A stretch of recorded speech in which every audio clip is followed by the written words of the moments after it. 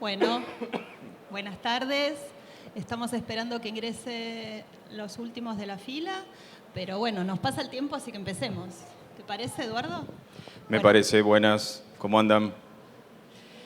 Buenas tardes a todos, a todas. Gracias por acompañarnos en la presentación del funcionamiento general del mundo, la última novela de Eduardo, que se publicó el año pasado. En junio del año pasado, sí. Estábamos todavía atravesando esos meses difíciles que tuvimos en los últimos 2 años, pero igual pudimos hablar. Exacto. Así que algunas cosas sobre esta novela ya me las contó, más allá de que me la devoré a pesar de la cantidad de páginas que tiene, pero se las recomiendo. Así que vamos a arrancar con el comienzo de todo esto. ¿Cómo empieza? ¿Hay una primera imagen? ¿Hay una primera idea? Bueno, se escucha bien, ¿no? Yo supongo que hay como que confluyen varias cosas cuando te decidís a escribir un libro.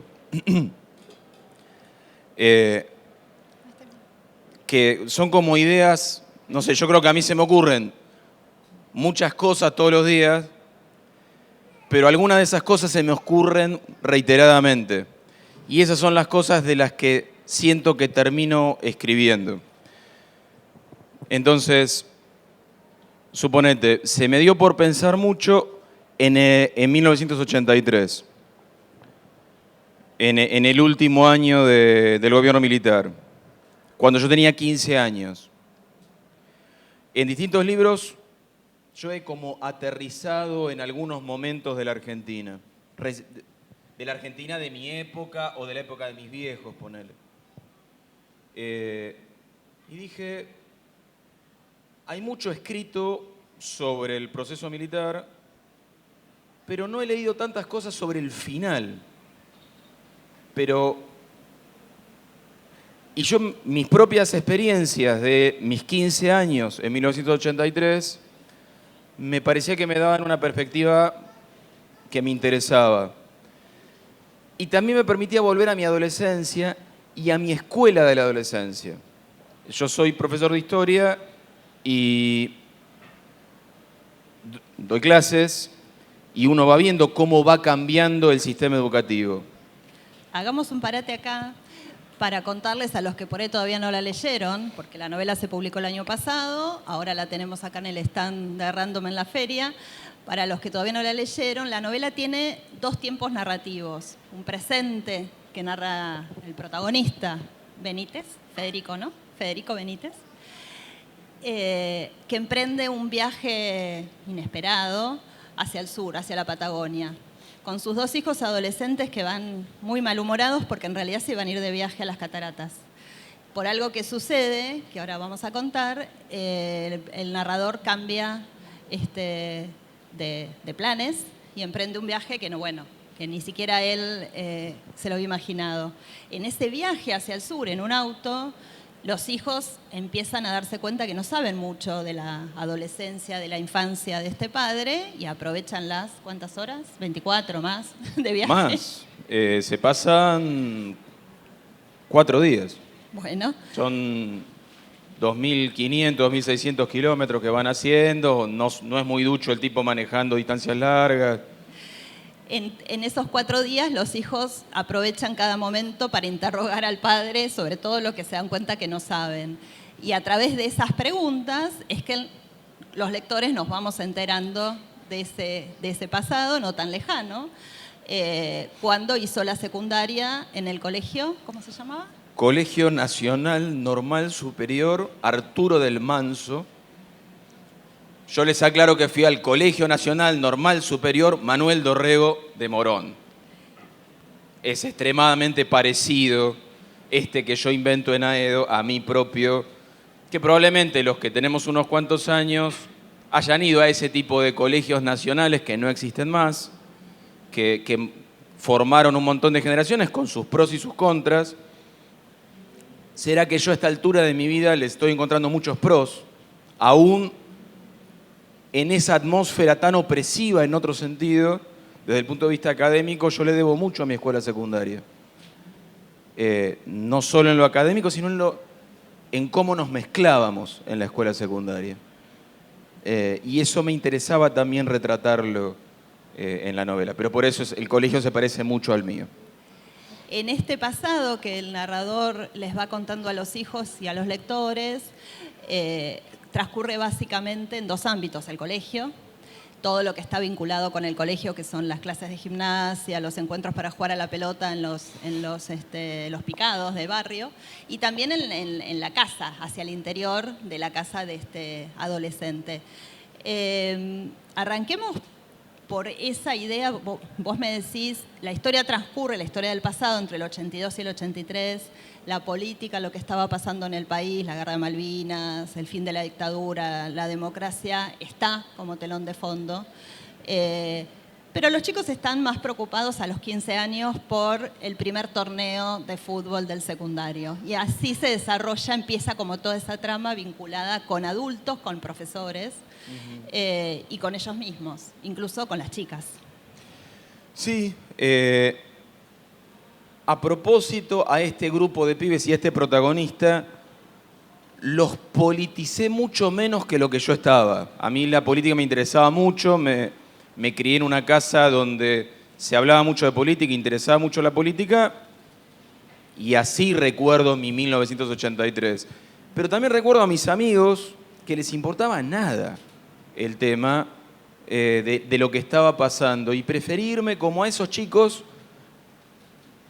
a los que lo nuevo del país los afecta bastante poco, pero su vida está cargada de un cierto modo de manejarse en la sociedad, que eso sí lo vivíamos todos, como las inercias de un modo de relacionarnos que estaba muy marcado por la experiencia argentina de los últimos años.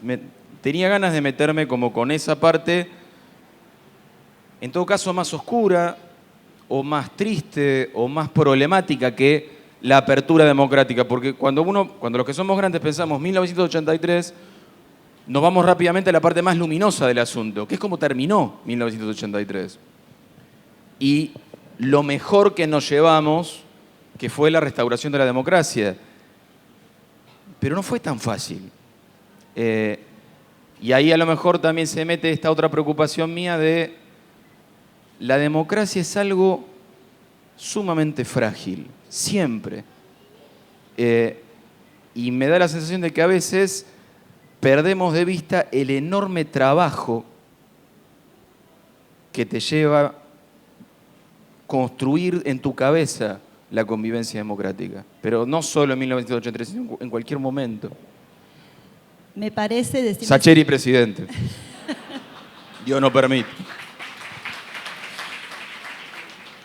Decime si me equivoco, es una impresión que ese cambio en lo político en el país, vos lo reflejás a través de lo que pasa en el colegio, ¿no? Como a través de algunos profesores autoritarios que seguían con las costumbres de la época de la dictadura, y otros que son más abiertos, como la profesora Musopapa, que es una profesora clave en toda esta historia.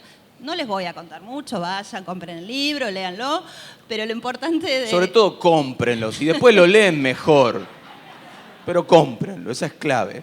Tengo una familia que alimentar. Esta profesora Musopapa se acerca a los chicos, a los adolescentes de una manera humana, ¿no? Más allá de lo que ella enseña, y resulta fundamental para el protagonista, para Benítez. ¿Vos sos profe? Yo cuando te sigo en Twitter y veo cómo te relacionás con los chicos y les decís estudien, que mañana hay prueba, digo, creo que tenés una cercanía también. Contame cómo influyó ese rol, ese modelo de docente, y a quién representa Musopapa, ¿al profe ideal? Yo creo que representa a mí, profe ideal. Yo no puedo decir, los buenos docentes son así, así, así. Para mí, o sea, Musopapa es como el monstruo de Frankenstein feliz de tomar a mis mejores maestras del primario, a mis mejores profes del secundario, a un par de profes muy buenas que tuve en la universidad y decir, para mí esto es un buen docente. una combinación de conocimiento, responsabilidad, exigencia, respeto, afecto, humor. Ahora, digamos, ese sería mi modelo, no sé si me sale. Muchas veces me preguntan cómo soy como profesor, y es incómodo porque habría que preguntarle a mis alumnos, ¿viste? Y probablemente muchos no estén de acuerdo con esto, sobre todo porque soy bastante o muy exigente. En ese rol que cumple la profe, sobre todo con el protagonista, hay como un vacío que él tiene del lugar del adulto que lo escucha, que lo contiene, que lo guía. Lo cumple esta profe. Cuando hablamos el año pasado sobre la novela, vos me dijiste algo que me gustaría poder hablar ahora, que es el tema de que no querías representar a la familia como el lugar ideal, ¿no? Como el refugio que te salva, porque no todas las familias son refugios. Y la familia de él no lo es, claramente. No, sin duda. A veces creo que uno siempre corre riesgos autobiográficos cuando escribe. Mete cosas propias, pero no solo cosas que has vivido. A veces son cosas que has vivido o cosas que anhelás y no viviste, o cosas que te aterrorizan y no viviste, o duelos que tenés mal cerrados. Pero bueno, tu vida penetra en lo que escribís. Y a veces, en lo que tiene que ver con lo familiar, yo temo que me salgan, suponete, infancias felices, porque yo tuve una linda infancia. Si ustedes leen mis primeros cuentos de fútbol, por ejemplo, hay mucho de ese mundo de niñez feliz, aún con la muerte de mi viejo en el medio. Lo feliz que tiene haber sido todo lo demás como para que el balance igual o sea. Pero vos, cuando vas viviendo y conociendo gente, y conociendo alumnos, por ejemplo, te das cuenta de que hay familias que son un infierno. Y muchas veces vos ves en la escuela que las mejores horas de la vida de esos estudiantes son las horas de la escuela. Bueno, probablemente a Federico le pasa un poco eso. Y también el hecho de que no le diga nada a los hijos, o de que sus hijos no tengan ni idea de su adolescencia, hasta que emprenden este viaje ridículo, tenga que ver con eso. No quiero generalizar, pero a veces nos pasa a los padres esta cosa de cuidar, así como los abrigamos, nos fijamos qué comen y le tomamos la temperatura, hay ciertos pasados que les evitamos. ¿Viste qué pasa eso, Natalia? Y bueno, a Benítez le pasa un poco eso. Dijiste viaje ridículo, pero vos hiciste el mismo viaje. No sé si lo consideras ridículo. Hice el mismo viaje. Contanos. Lo que pasa es que en la novela tienen que ir sin ningún tipo de preparación a un pueblo ficticio que está justo en Chubut, pero en la frontera con Santa Cruz, pegadito a Chile. El lugar supuestamente se llama Montemocho. El último lugar existente por ahí es un lugar que se llama Río Mayo. Una pequeña ciudad de Chubut con un gran destacamento de gendarmería que se llama Río Mayo. Como la novela tiene dos tiempos, yo estaba escribiendo, no los escribí al mismo tiempo. De entrada sí, de entrada la novela ustedes van a ver que arranca en presente y después empieza a ver pasado. Cuando empecé a escribir el pasado, me puse a escribir mucho del pasado porque a veces, hasta cierto punto, es como otro libro. Porque son otros personajes, otra situación y a mí al menos necesito como terminar eso y que no me saque como de tema. Pero cuando iba a escribir el presente, yo anduve por la Patagonia en auto, sí, un montón de veces. Pero anduve de vacaciones, anduve con la familia, paseando, disfrutando. Y estos tipos van en pleno invierno con un objetivo muy claro que es llegar a un lugar y eso te cambia la cabeza.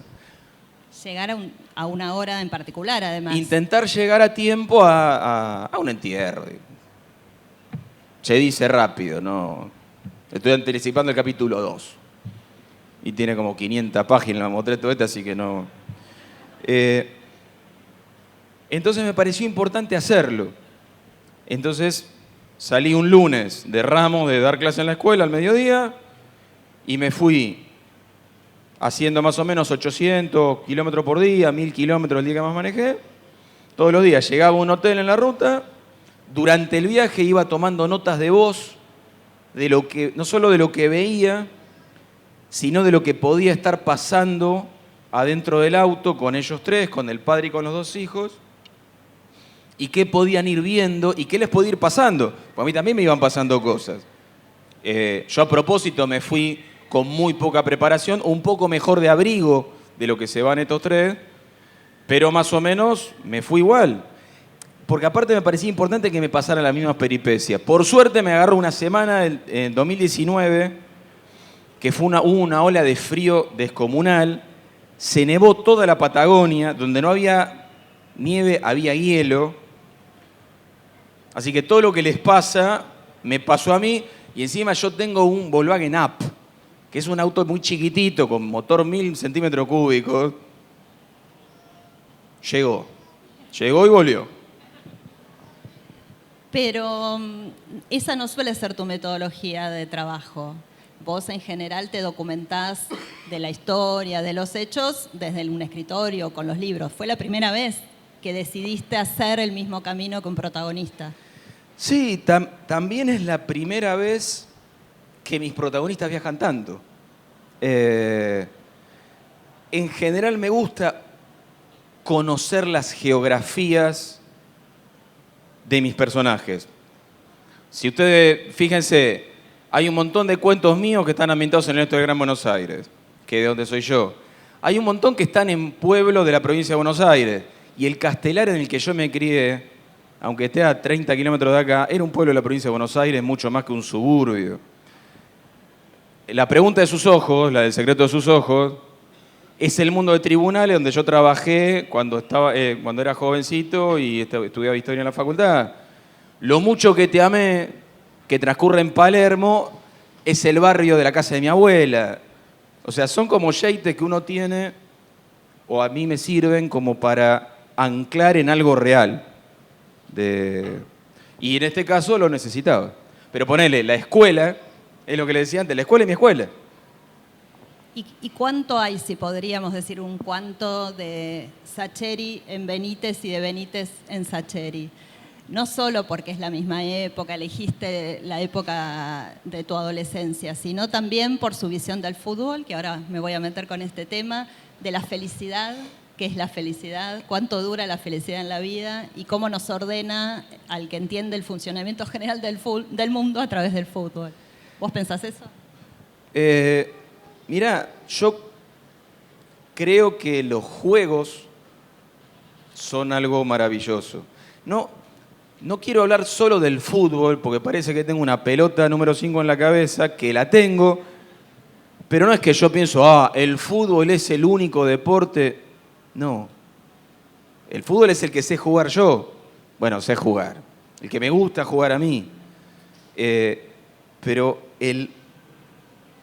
la experiencia de jugar es tan catártica, tan terapéutica y tan pedagógica, que si lo sabés capitalizar,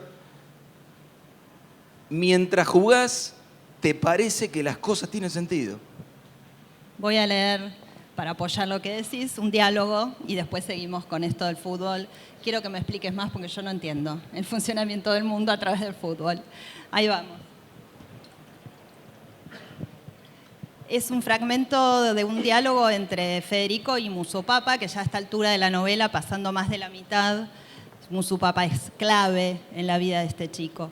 Entonces, ella lo ayuda como no a pensar, pero sí como a encontrar pistas en algunas cuestiones de la vida que él por inmadurez todavía no las vio. Ella primero le dice, la vida es un embrollo, Benítez. Personas que te quieren, personas que no. personas que llegan a tu vida, personas que se van. Deseos que te asaltan, pesadillas que te persiguen, ideas que te parecen geniales y son una estupidez, sueños que se hacen polvo. No sabes cómo plantarte, para dónde apuntar, qué hacer, qué sentir. Pero en cambio, cuando jugás al fútbol, todo es clarísimo. Tus compañeros, tus rivales, un deseo, un peligro. Una sola manera de seguir la vida, un único modo de espantar la muerte. Benítez se queda mudo, acá hay unos puntos suspensivos, y de repente dice, ¿a qué? Le dice Musu papá. Me parece que ahora le entendí. Uno no sabe cómo funciona el mundo, nadie. Pero cuando uno juega a algo que le gusta, parecería que sí. Como si uno encontrase la clave para entender el funcionamiento de todo el mundo. Me gusta tu idea, Benítez. ¿Cuál idea, profe? Esa, que jugar es como entender el funcionamiento general del mundo. Te felicito, es una idea bárbara. El chico se queda pensando y unos segundos después le dice, ¿y yo tuve esa idea?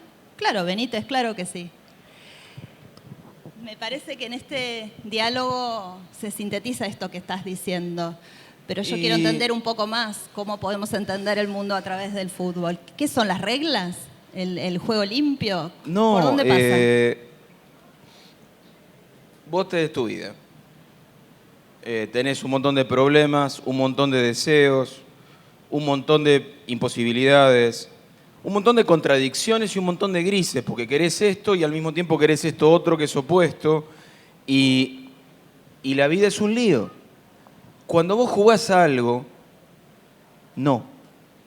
Cuando vos jugás a algo, hay 5 reglas. Olvídate del fútbol. Vamos a jugar a la escondida. Las reglas son, ustedes se esconden, yo cuento, al último que descubro le toca contar. Vos te escondés y escuchás mis pasos cerca y sentís que si te descubro te morís. No te morís, pero en ese momento sentís que te morís. O si te descubro, corremos los dos hacia la piedra y vos necesitas llegar antes para no morir. Y yo necesito llegar antes para vivir yo.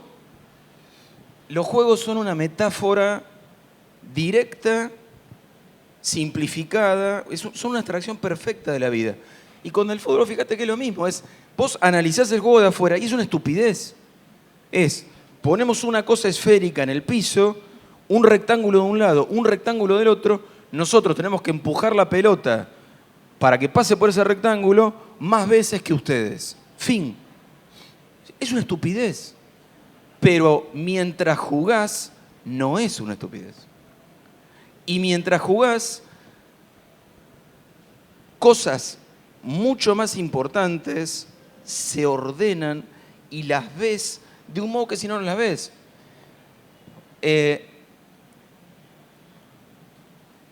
Ejercés determinadas libertades. Sobre todo si jugás sin árbitro. Vos decidís si vas a ser justo o vas a ser injusto. Vos decidís si vas a ser violenta o no vas a ser violenta. Vos decidís si vas a ser morfón o vas a ser solidario. Vos decidís qué haces cuando te cansás. Si seguís corriendo o no corres más. Pero eso no lo haces solamente cuando jugás. Cuando jugás lo ves. El asunto es salir, terminar de jugar y acordarte. Vos me preguntabas antes qué tenía yo con Federico. Su vida familiar es muy distinta, pero esto de llegar a una escuela enorme, ser uno entre 2000, ser en mi caso un gordito tímico y retacón de 13 años que todavía no desarrolló salvo por el bozo. No les digo lo que era yo a los 13 años.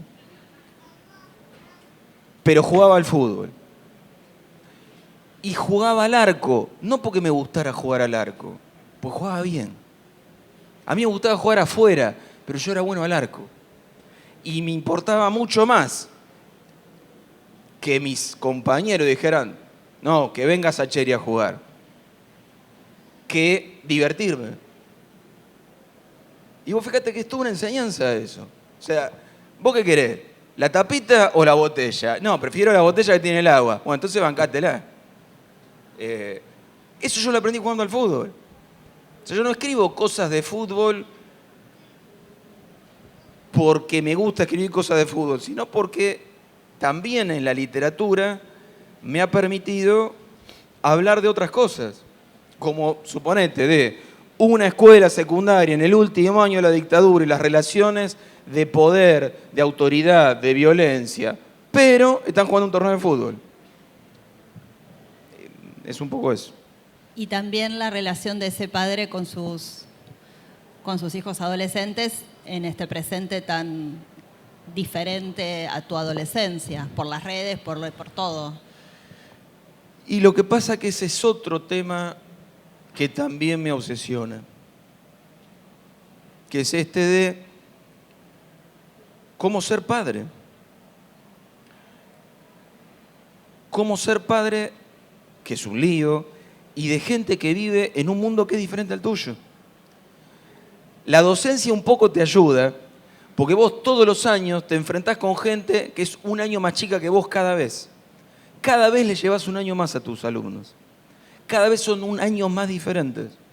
Entonces, es súper interesante esta gimnasia de conectar dos mundos que cada vez tienen menos que ver, en principio al menos. Y un poco les pasa eso en el auto, porque sus hijos viven en otro mundo. Pero más allá de que se comuniquen más o menos, cuando mis hijos, cuando tus hijos son chiquitos, su mundo es muy tu mundo. Y vos te asomás a su mundo de bebé, pero desde una cosa de mucho protagonismo. Cuando van creciendo, vos te vas corriendo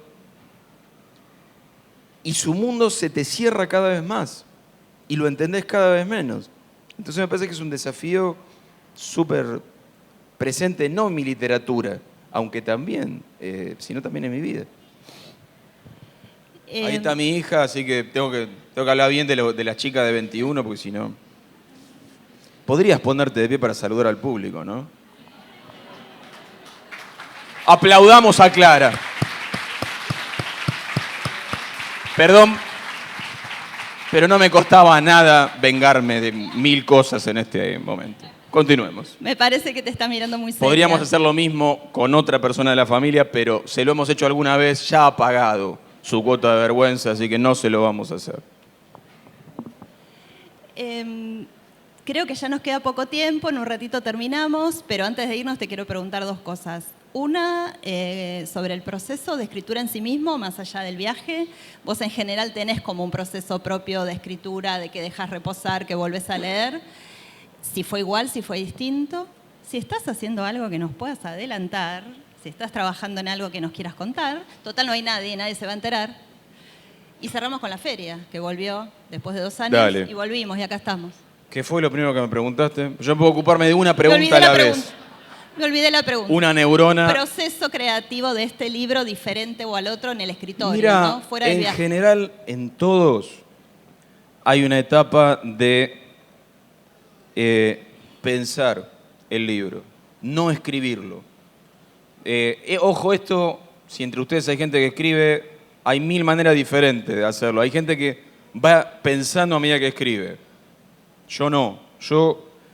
Imagínense un cuaderno de apuntes de estudiante, personajes, situaciones, flechitas. No tengo nada, pero me quedó una tos de un virus que tuve hace 15 días. No, porque vieron que ahora te tose alguien cerca y... entonces es medio como, primero armo toda la historia y me puede llevar meses y meses y meses eso. Y recién cuando digo, bueno, yo mirando mi cuaderno puedo decir, la novela trata de esto y de esto. Los personajes son este y este. La primera parte de la novela tiene que ver con esto, la segunda tiene que ver con esto, y el final es este. Recién ahí yo puedo decir, bueno, capítulo 1. Y enfrentar los problemas literarios del asunto. Lo voy a contar en pretérito o en presente, en primera persona o en tercera, un solo narrador o varios. Voy a usar un registro más bien elegante, un registro más bien coloquial, yo soy licenciado en Historia, soy profe de Historia en el secundario, doy clase tengo 2 cursos nada más, los lunes a la mañana, y tengo todos los años 70 pibes. Pero estuve pensando últimamente sería importante que lo que yo estudié en la facultad, o lo que hay un montón de investigadores súper serios que investigan historia argentina en la universidad, eso no perfora para afuera, no sale afuera. La divulgación en general no es de muy buena calidad. Es medio antigua en sus planteos. Entonces, como este desafío de hacer algo serio, pero ameno, ¿qué es lo que tratás de hacer en la escuela? O sea, vos no podés... Yo tengo que ser ameno con chicos de 17 años, pero al mismo tiempo no puedo ser chanta. Y es complicado no ser chanta y ser ameno. No sé si lo logré, pero... ¿Qué es? ¿Qué hiciste? Es un libro de historia que se llama Los días de la Revolución y va... Vos querés estudiar la historia del Río de la Plata, porque la Argentina no existe en 1810. La historia del Río de la Plata, de 1800 a 1820, te la cuento en un libro. Como si vinieras a mis clases tratando de hacer como este pasaje que te digo, de algo de lo que se está estudiando hoy en las universidades argentinas, pero bajado a, vos no tenés ni idea de historia, no lo estudiaste nunca, o lo estudiaste hace 30 años, no tenés ni idea, que te pueda gustar. O sea, por eso te digo que se va de la ficción al terreno de la divulgación histórica. La idea es seguir después avanzando con algunos libros más. En la editorial están muy entusiasmados. Yo no sé qué va a pasar, porque capaz que viste la gente dice, pero no es una novela, y no le gusta, yo qué sé. ¿Cuándo sale? En junio. Estuve bien, ¿eh? Está la feria ahora. ¿Yo cuándo lo saco? En junio. Pero me estás dando una primicia. ¿Eh? Me estás dando una primicia, porque esto no salió en ningún lado. Así que... Sí, no sé si sé bien, porque ahora capaz que alguno anda medio con el mango corto y se iba a comprar pero no lo compro, espero. Y después en junio sale otro libro que le interesa más de otra persona y se compran otro. Estuvimos mal, Blanca, ahí me parece. Esta parte no la ¿Sabés que ensayamos. pifiamos? Esto no lo Olvídense ensayamos. los últimos 5 minutos de nuestra conversación. Bueno, y para ir cerrando, quiero que hablemos de la feria, de este regreso después de 2 años. Vos sos un autor muy querido, muy convocante. Acá tenemos mucha gente que después te va a seguir al Filmódromo. Ojo, cuando terminamos acá, no se le tiren encima. Yo, si quieren sacarse una foto, todo, allá me quedo hasta que cierre la feria, si hace falta. Pero acá no nos podemos quedar, tenemos que dejar la sala libre y tenemos que ir a firmar a un lugar que no es en el stand de la editorial. Pero yo voy para allá y me quedo allá charlando. Me dijo que el que se acerca a sacarle foto le estornuda, así que no se acerquen. Hablemos de la feria cuando vos venías, no como autor popular a firmar, sino a cazar algún autógrafo. Y tengo una anécdota que me contaste hace muy poquito con Fontana Rosa que me gustaría que para cerrar se la cuentes a la gente y nos despedimos. Mirá, a mí me encanta que pase esto, es lindísimo, esto es... Nos dan una sala grande y vino un montón de gente y charlamos. Es hermoso. Ahora, esto pasa ahora. Hace 20 años venía mi familia, un par de amigos, fin. No venía nadie. Es más, me pasó una vez en Rosario, esa no te la conté. En la Feria del Libro de Rosario había 1. Éramos 2 y 1. Para un truco de gallo. Entonces, claro, entonces decimos, tráete la silla acá y charlamos acá. Que fue lo que hicimos. O sea, todos jugamos en el ascenso alguna vez. Y está bien. Más o menos por esa misma época, pero ya estaba un poquito más instalado, ya estaba la feria acá en la rural. Yo publicaba por Galerna en esa época. Póngale que vinieron 10 personas, pero vos estás 1 hora ahí. Y las 10 personas vienen al principio. Y después te quedás ahí con la pila de tus libros, la lapicera, la gente pasa y te mira, ¿viste? Diciendo, ¿y este? ¿Quién es? Y peor, porque a veces hay un cartel con tu nombre y lo leen y tampoco indica nada. O sea, lo ven y... ¿Quién es? Eduardo Sacheri. Y siguen caminando y vos sentís, no, volvé, mirá el libro, preguntame algo. Bueno, estaba en eso y escucho que estaba firmando en Ediciones de la Flor Roberto Fontana Rosa. Que a mí me encantaba de Fontana Rosa, no solo sus cuentos, sino su humor gráfico. En general, Boggy el Aceitoso, Inodoro Pereira, o sea, amaba a Fontana Rosa. Y Alejandro Apo, a lo mejor algunos de ustedes saben que mis primeros cuentos, Apo lo leía, una vuelta me había dicho, che, mirá que yo hablé con Fontana Rosa la otra vez y me habló de cuentos tuyos, que los había escuchado Fontana Rosa en la radio. Yo digo, voy, lo conozco, voy a chapear con Fontana Rosa. Digo, me voy a Ediciones de la Flor, total, nadie me va a extrañar. Y me hago firmar un libro por Fontana Rosa, pero le digo, che, soy Eduardo Sacheri, el que lee los cuentos Sapo. Me dijeron que te gustan mis cuentos. Pero como me parezco bastante a Federico Benítez en la timidez, fui, compré uno y Fontana Rosa tenía 6 o 7 personas todo el tiempo para firmar. Y entonces está firmando y yo estoy en la cola y empiezo a pensar, ¿vieron como el chiste del gato? No lo puedo contar acá porque estamos en un...